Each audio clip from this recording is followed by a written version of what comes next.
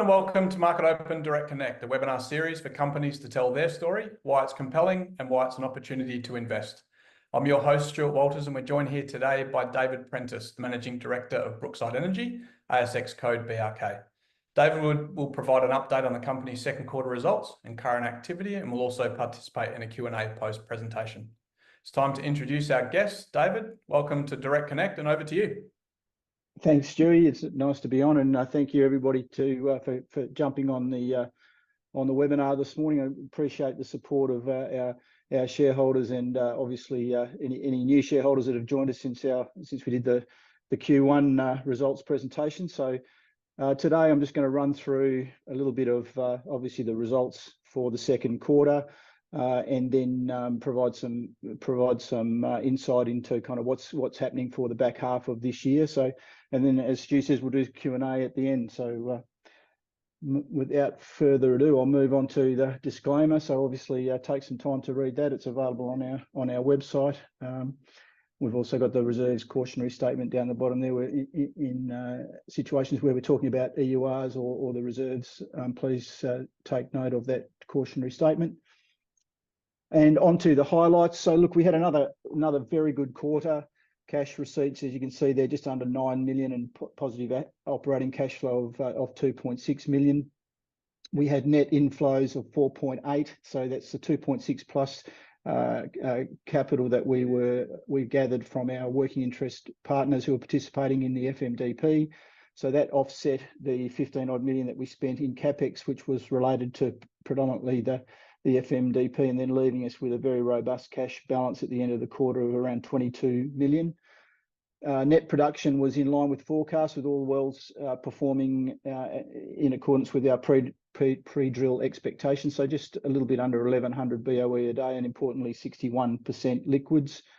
The 4 operated Swish AOL reserve definition wells continued to produce exceptional results. So we're 157,000 BOE for gross for the quarter, and cumulative production almost to the end of the quarter, almost 2 million barrels of oil equivalent. So those wells have really been a marvelous success story for us, and has really underpinned our ability to be able to roll into this very, very large company changing FMDP project that we have underway at the moment.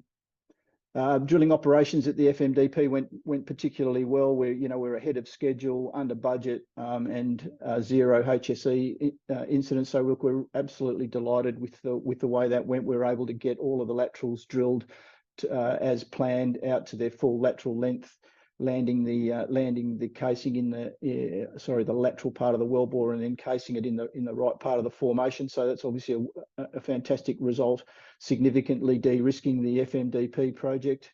Also during the quarter, we moved quickly with the construction of the Sanford pad production facility. So these are much larger tank batteries and separation facilities than we would typically build for a single well pad. So this is a pretty large undertaking. We had much of that construction work done in factories in Oakland.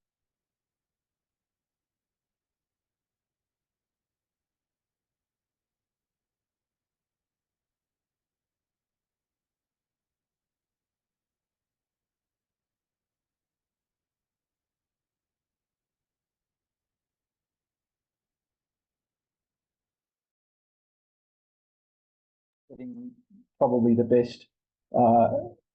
best well in the play so far, being the Gapsdale Continental operated Gapsdale well. So that's again going to add about 150 barrels of oil equivalent to our production stream over the next couple of years, and that's in addition to the 2,500 BOE a day guidance that we have been talking about from the boosting production from the PDP reserves. We also touched on the Swish AOI FFD, so full field development that we ticked off in the second quarter. That work will start in the early part of 2025, and again that's the opening up the pathway for another big jump in production out to sort of 4,500 to 5,000 BOE out to FY 2028, and that's really, I guess, the marvelous growth story that we're going to be able to undertake off the back of the results of the FMDP. Just wanted to confirm everybody can hear me clearly, Stu. Everything's okay on that front?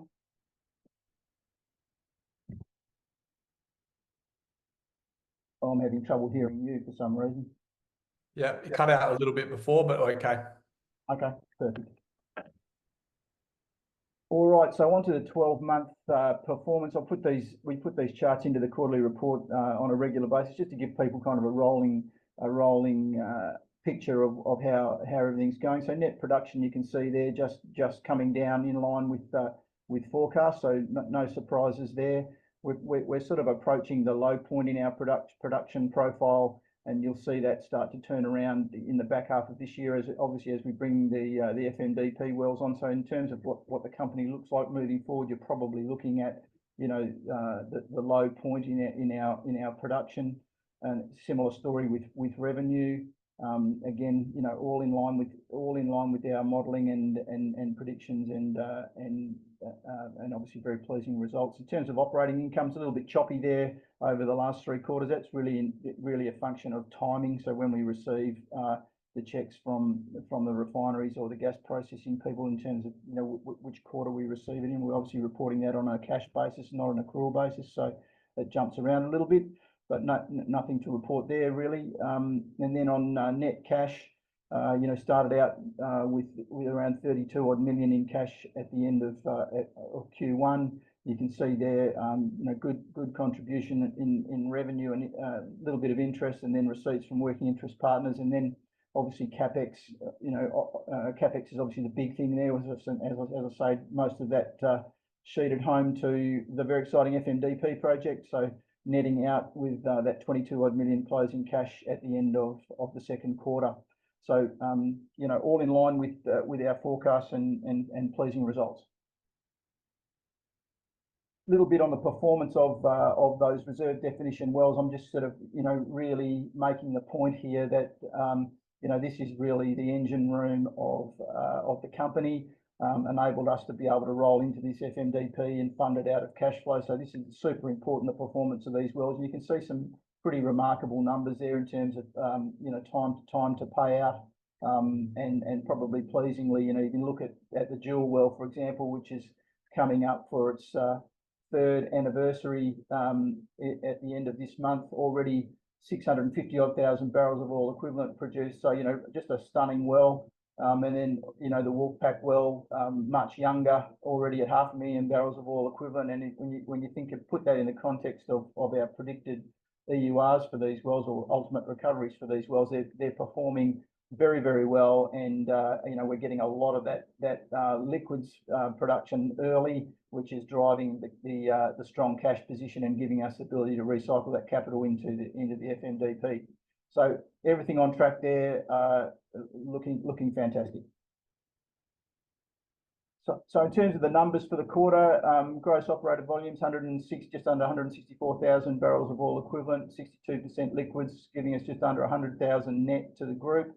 So again, that's still that strong liquids component, even though the wells are now, you know, those FMDP wells are now getting a little bit, you know, a little bit older, and so they're getting gassier. So it's really pleasing to see that liquids rate remaining, that liquids percentage remaining so high. I touched on the cash receipts. So cash receipts of 8.7 on sales volume of 180 odd thousand barrels of oil equivalent. You can see a difference there between what we get paid for and what we produce. So the production number is what we produce at the wellhead. Sales volumes is what we sell during the period. So there's always going to be a difference there, and giving us that realised price of $32 US per barrel of oil equivalent. Cash expenses, as you know, pretty much in line with previous quarter. Very low OPEX again, you know, reflecting all of those sort of positive things that we talk about for these Swish AOI wells. So, you know, no impurities, very good quality crude, high liquids content, very low produced water. So all of that comes down to these low operating costs, and gives us the ability to harvest, you know, this fantastic margin on these wells. So staff and admin and corporate costs were in line, 1.5 million. and then CapEx net of 12.8 million.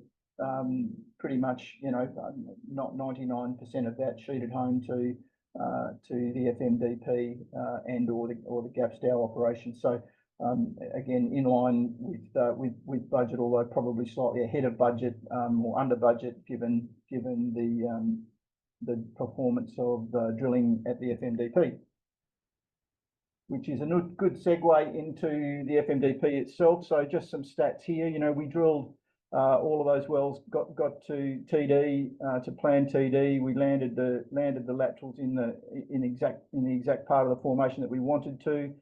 We drilled 60-odd thousand feet of lateral. To put that into context, about 19 kilometres of wellbore drilled, and 0 HSE incidents. Drilled in 115 days versus a projected drilling time of 136 days, so 3 weeks ahead of schedule. That's going to have a very positive impact in terms of cash flow and budgeting. As I say, they all reached pre-drill lateral length and have been successfully cased. So this is a really big moment in the history of the company in terms of de-risking this project. It's a large undertaking for a company our size, and for us to be able to get all those wells drilled down, cased and cemented, ahead of budget, without any issues is a testament to the quality of our team and the planning that goes into executing these projects. And we're a long way down the track now with completion operations underway on the rocket well, to getting all of that risk put behind us and starting to see some barrels and some gas coming to the surface facilities and to sales. So look, I can't stress enough here that the significance of us being able to drill these 4 wells, ahead of schedule, safely, and get full lateral length is going to have a very positive impact on our forecast for the production outcomes from these 4 wells. Little bit on the Gapstow. So at the same time as we were undertaking the FMDP, Continental were in there drilling that 9-well project that you can see there immediately to the south of the Bruns and Jewel DSUs. So we participated in 7 of those 9 wells, with a working interest of around about 3% average per well, NRI of 2.24 NRI per well. As I said before, this is going to add about 150 barrels of oil equivalent to our 2,500 BOE guidance that we talked about, again, those operations have gone according to plan and are on schedule. So the last of those wells is currently being drilled. They're already out there getting ready for completion operations. I visited site last week, and you've got Continental operating that big project immediately to the south of us down there, getting ready to finish drilling the last well. I think they had 3 rigs running at the peak in that area, then getting ready for completion operations. And then immediately to the north of our Flames DSU, you had Ovintiv completing 2 wells in their project area. So it's super busy out there, and lots happening, and very positive. So then on to the Swish AOI full field development. So this is really, we signed off on this in the second quarter. This is really the next significant rolling out of the FMDP, and using the cash flows. The significant cash flows are going to be generated by that to be able to move into full field development of the balance of our DSUs. So there'll be another 16 odd horizontal wells to be drilled across the Bruns, Jewel and Ranges DSU. 126 odd million of capex over 3 years, which will be funded from our working capital and a modest credit facility, which we're working on at the moment. And that's going to be, see a very significant increase in production over the next 3 years. It'll see us sort of peak at north of 6,500 BOE per day in terms of peak production, but in terms of annual averages, we'll be somewhere around 4,500 to 5,000 BOE per day. And if you run all that at $70 WTI and 250 gas, we're going to be delivering revenues in excess of 100 million net income in excess of 50 million by FY 2028, and forecasting cumulative revenue over that period between now and the middle of 2028 of sort of 360 odd million US dollars, and net income of 156 odd million for just those Swish AOI reserves. So this is really the I guess looking at where the company's headed and the significance of this development. When you think, go out to that September of 2028 and look at what the company looks like, we'll have around US 50 million in cash at bank at the end of that period, having funded that 126 million of capex during that 3-year period. And then we'll have visibility on another 200 million US of net income between the middle of 2028 and out to the end of 2032. And so, at that point, we're in a position to really start to look at saying, okay, well, even if we took a big chunk of that 45 to 50 odd million of cash that we'd be sitting on in 2028 and returned, some of that to shareholders, and looked for, what's the growth beyond the Swish AOI, and probably, most significantly from an oil and gas E&P business point of view, at that point in January, we will have a very high, low decline production base that throws off sort of 1.5 to 1.6 million US a month in net income, which is able to fund those sort of growth initiatives, and we'll have a huge cash balance to be able to get out there and grow the business further from where we've got to. And if you go back and look at where we were when we first started taking acreage in the Swish AOI back in 2018, what kind of capital position we were in at that point, what we've been able to achieve with that very low starting point to what we'll be able to achieve when we've finished this full field development. We're as a business, we're super excited about the opportunities that are going to come from that. And just touching on some corporate stuff, so we had the annual general meeting during the quarter. Obviously, all resolutions were passed at the meeting. On the composition of the shareholder base, it's really pleasing to see that continuing consolidation of the top 20 now holding sort of 35% of the shares on issue. We continue to see strong inbound interest from US investors, and that's something that we're certainly obviously pleased to see, but also see that as a massive opportunity. Seeing US investors, particularly family office and high net worth type individuals that are looking at the oil and gas sector, trading on historically low multiples and seeing a marvelous opportunity. Clearly, our business, along with many of our peers, is mispriced here in the Australian market, and there's a real opportunity there for US investors, who understand the Anadarko Basin, understand the business, and see us as a deep value investment proposition. So we'll be doing more work, in the back half of this year, looking at opportunities to continue to attract US investors to the register. Board meetings, obviously, continue to have board meetings during the period, so we meet monthly, and that continued during the quarter. Investor relations, a couple of things during the quarter. We did the London 1-to-1 conference, which again was a good opportunity to get in front of European family office type investors who showed very strong interest in our business, and again, that kind of deep value trading on historically low multiples. No requirement to come back to shareholders for any additional capital. So all of that's driving high levels of interest in the stock. We also participated in the Gold Coast Investment Conference. I found that to be a particularly good conference. Again, lots of high net worth and individual investors based in Queensland attended that. So a very good response to that presentation and series of meetings. And we continue to get good interest coming in through our investor hub.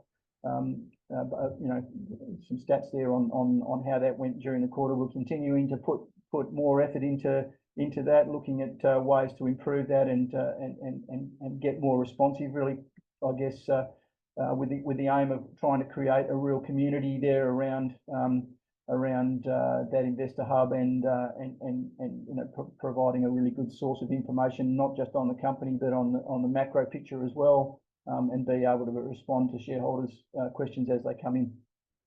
So Stewie, that's kind of rattling through the quarter. Happy to take questions. Dave, thank you. Great presentation. We've had a number of great questions come in, and these first two are quite similar. Does it remain correct that Brookside's cash balance will reduce due to expenditure on its well program to a low in Q4 calendar year 24, but given upcoming CapEx offset by ongoing production revenue, will there be no need for or expectation for a capital raise? And also, do you expect all remaining outflows to be covered by existing cash balance and ongoing production revenue? Yeah, so as you say, those similar questions. So yes, that's correct. So the forecast cash flows show that we can deliver the FMDP out of our existing cash resources and from cash flow. So we're comfortable with how that looks. So yes, we'll see a low in the third, towards the end of the third quarter. We'll see a low in terms of our cash balance, but that will bounce back very rapidly in the fourth quarter as we bring these FMDP wells online. So in terms of visibility from a quarterly reporting point of view, it'll be pretty steady through the back half of this year and then start to grow dramatically in the fourth quarter and then into the first quarter of 2025. So no requirement to come to the market, all fully funded. And again, the importance of being able to get these wells drilled, ahead of schedule and under budget, and have the completion operations moving ahead smoothly is all kind of de-risking, those forward projections. Can you outline what you see as upcoming price catalysts for the remainder of calendar year 24 and during calendar year 25? It's going to be a super exciting back half of the year. Obviously, we're going to be flowing these wells back here. Completion operations underway now. Looking sort of at early September for that work to be finished. Start to flow the wells back in September. We'll see production and sales immediately as we start to flow the wells back. But really, peak production probably doesn't arrive until towards the end of October. So lots of good news there in terms of catalysts around the production coming from the FMDP wells. We'd love to see shareholders maybe starting a little book, predicting what's going to be the peak rate for the combined FMDP production from all the wells. That would be something we could get going on the investor hub. Who's going to make a prediction around where that's going to come, but it's very exciting. And then in terms of further catalysts beyond that, we're working on a bunch of initiatives, both sort of organic growth opportunities within the Swish AI itself, and other external sort of opportunities that we're swabbing down. So there's potential for something to come out of those initiatives. We'll see the production results from the Gap Stow also in the second half of this year. So again, important additional cash production and cash flow coming from that initiative, but also further confirmation of the quality of the rock out here and the work that Continental is doing. So plenty of catalysts between now and the end of the year, and then rolling straight into continuous operations in 2025 with the kickoff of the first FFD operations in early 2025. Are you considering obtaining a debt facility of any size for additional flexibility, or are you comfortable that there will be no need for this? No, look, we probably will put in place some kind of reserve-based revolving credit facility just to be prudent. It's a business of this size with this much cash flow and this capex ambitious capex program that we've got outlined for the next 3 years. It would be prudent for us to put in place some sort of revolving credit facility, but it will be modest and it will be reserve-based lending with a local US-based bank. And when will the FMPD final working interest determination be expected? Current WI of 67% for Woodford v guided 80% for Rocket. WI is approximately 40% versus 46% guided. Yeah, so look, that's a moving feast. So that will continue to evolve over the next weeks and months as we get through the last bits and pieces of the regulatory filings for those FMDP wells, and we'd expect that that our guidance there is probably going to end up being conservative. We might end up with slightly higher working interest in those wells. But that will all be finalised once the final revenue decks are completed over the coming months. You got any comments on the drop in average price received per BOE? March 2024 per quarter was approximately $40 per BOE versus June 30, 32 per BOE. Liquid contents were similar. Are there any specific product, oil, gas, natural gas, liquids driving the drop? Yeah, so obviously natural gas prices have come off significantly in the last little while. So that's the biggest driver of that sort of increase in net BOE number. Those numbers do move around a little bit depending on how much we produce and then how much we sell during the quarter. But fundamentally, it's been driven by pricing. Can I just add to that? Look, our costs are pretty steady. This is essentially a ratio you're looking at. So if production goes down a little bit, and obviously the ratio goes up, and it looks like it's a higher cost per BOE, but overall the costs don't move around that much. So just keep that in mind. How long will flames be shut for during the FMDP completion? Yeah, so the flames will be shut in for an extended period of time. Obviously, the well was shut in just before the completion of the Rocket well started, sort of a week ago, and it will be shut in for the entire period of completion operations across all 4 of those wells. So it'll be at least 4 weeks, and that's just good reservoir management, prudent, just to protect the reservoir and make sure that we get good stimulation across the other 4 wells. Is the Bruns development likely to start in Q1 or Q2 of 25? Look, it'll start in Q1. What does start mean? But yeah, like certainly in terms of our internal planning, we're intending to roll straight into that in the first quarter of 2025. And the quantum of the credit facility needed for the full field development, and also does the financial year 28 net income guidance include this assumed credit facility? Okay, so the credit facility I think we've talked about is sort of up to $15 million US is what we've talked about in previous presentations, and the net cash position of that sort of 50 odd million is net. So that's what we'll have available to us at the end of that period.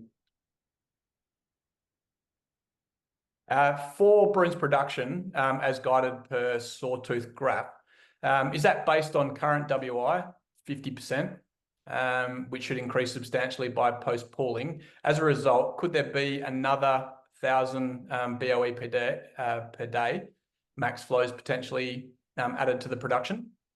Well, I wouldn't like to be drawn on the numbers, but yeah, no, the questions, it's a good comment to make. Yeah, certainly they are. Those numbers are based on our predicted. Are based on our actual working interest, not our predicted working interest. So there is a significant upside in those numbers as we move through. For example, on the Bruns, we've got a very modest working interest in that unit now, and if you look at the track record of the company, since we first started drilling here, typically as we move into the drilling phase, we do pick up additional working interest through that process. So yes, there is some upside in those numbers. And what are the risks associated with the FMDP, and how is Brookside mitigating them? So the risks associated really are around executing on the operations.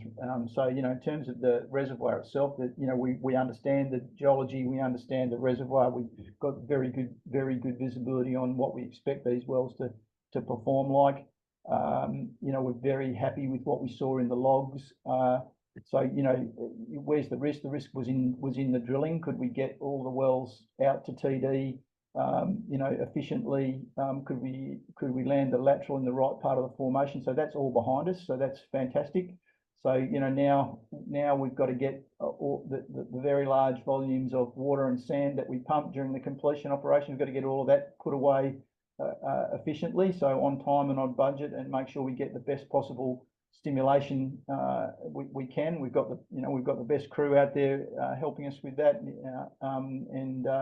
so you know we're almost a quarter of the way through that process now. So, and then lastly, drill out the plugs and flow the wells back. So in terms of, you know, of risk, you know, a lot of the operational risk is behind us now. You know, but we still got to get the sand put away, and once that's done, you know, drill out the plugs and let Mother Nature do what she does. So we've got 3 more questions come in. How does Brookside's production compare to industry benchmarks, and what are the steps being taken to improve efficiency?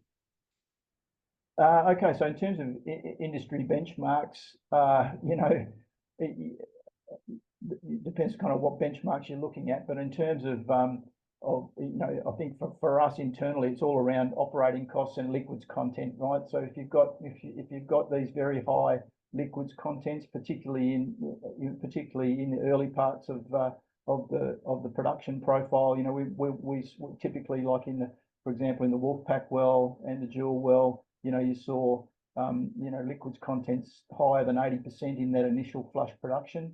That combined with the very low, you know, sub $10 per BOE operating costs, you know, just drives these high margins. So we compete very well with our US peers across all of these plays because of those very low OPEX. And then in terms of you know, as a business, you know, the other benchmark that we kind of really focus in on is obviously efficiency. And so being able to get these wells drilled, you know, ahead of schedule, on budget, or under budget is obviously a key driver of our success. And you know, we're now, you know, we had 4 wells in production from that initial reserve definition drilling, and all of those, you know, were a marvelous success, and we're about to double the well count with the FMDP. And again, you know, the drilling has gone particularly well, no drilling issues, and you know, no safety issues, and we're ahead of budget. So I think we compare very well to both our US peers and our Australian peers. And what are the company's plans regarding future share buybacks or dividends? So as I said in the presentation, you know, it's really going to, you know, it's a sort of a 2-pronged attack there. If we see sustained higher oil prices in the period between sort of now and 2028, that sees surplus free cash flow that, you know, over and above what we've got budgeted in terms of funding that capex program, then you know that may provide us an opportunity to reinstate you know, a modest buyback.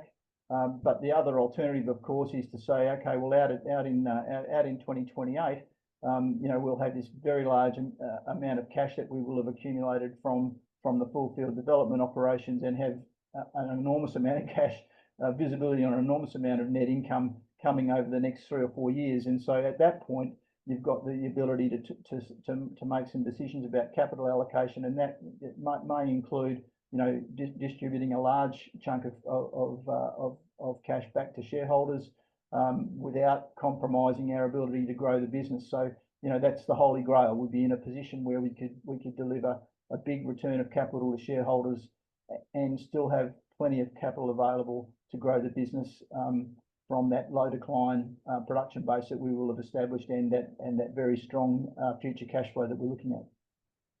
And last one that's come in, what are the long-term growth prospects for Brookside, particularly in terms of new drilling opportunities or acquisitions?